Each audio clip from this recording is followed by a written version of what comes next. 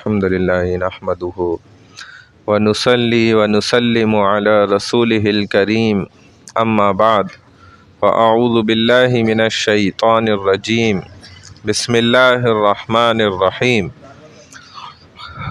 مومنین ایمان والوں کی ایک بڑی نشانی یہ ہے کہ اللہ سے بہت زیادہ ڈرنے والے ہیں، خوف کھانے والے، اور خلوت میں اکیلے پن میں بھی ہیں تو گناہ سے بچنا آسان ہے۔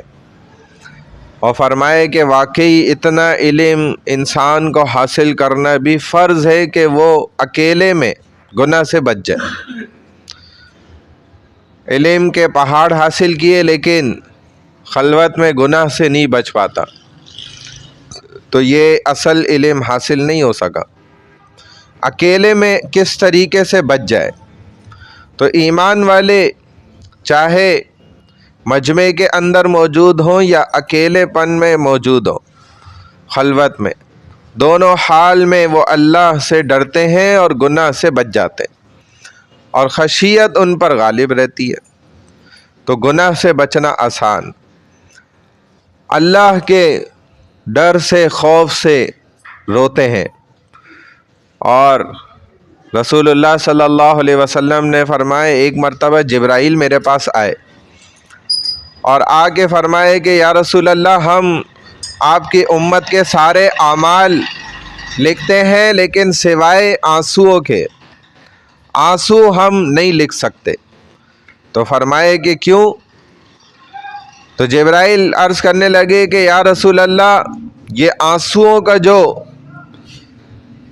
وزن ہے نا، جو اس کا حساب کتاب ہے، ناپ تول ہے، اس کا پیمانہ اگر ہمیں اللہ دے بھی دینا تو ہمیں حساب کتاب کرنا بڑا مشکل ہے اس کا۔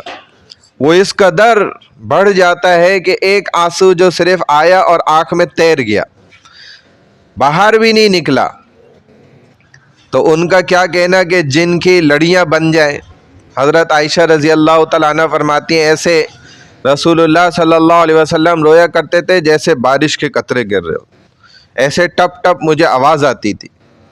تو جن کے آنسو پر آنسو نکلے جا رہے ہوں، لڑیاں جڑ جائیں، ان کے، چونکہ یہ جو ایک ہلکا سا مکھی کے سر کے برابر کا قطرہ آنکھ میں آیا اور یہیں پر ہی سوکھ گیا، ٹھیک ہے، باہر بھی نہیں نکلا، فرمائے کہ یہ جہنم کے سمندروں کو، آگ کے سمندروں کو بجھانے کے لیے بہت کافی ہے۔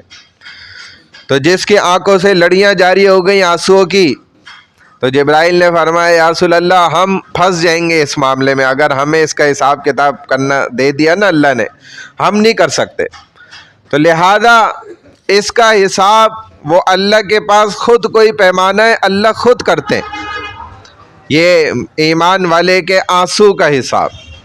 تو آپ اندازہ کر لیں کہ کیا اس کا اندازہ ہوگا۔ فرشتے جو اتنے طاقتور ہر چیز کے اعتبار سے، اللہ نے انہیں اسی ذمہ داری پر لگایا، لیکن وہ بھی اس کا حساب کتاب نہیں کر پا۔ اللہ نے ان کو پیمانہ ہی نہیں دیا کہ یہ پھنس جائیں گے۔